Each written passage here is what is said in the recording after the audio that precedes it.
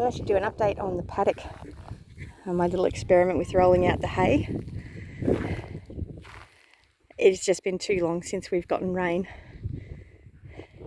and although it did grow a little bit, not enough. We really needed a lot more rain, and needed more organic matter in the soil.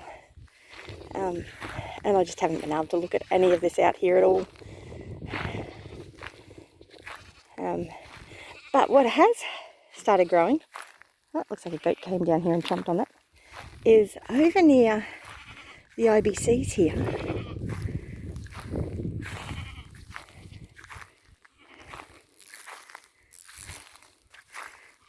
We have a pumpkin vine that is growing brilliantly. Now this area had Laura and Missy here for quite a long time, so there's a lot of nutrients and a lot of organic matter. But it's also right next to where a dripping tap is for the IBC. So that's going to be helping it. So this is a self-sown volunteer pumpkin. It's doing quite well. I'm quite happy with that. I'm not going to disturb that at all.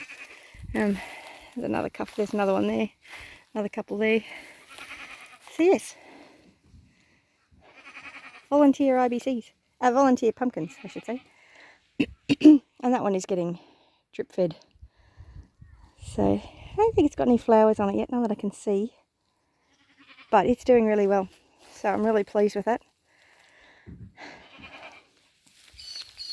So yes, and the grass around here, because it's got access to more organic matter, which is going to hold more moisture in the soil, is doing much better than the grass anywhere else in the paddock.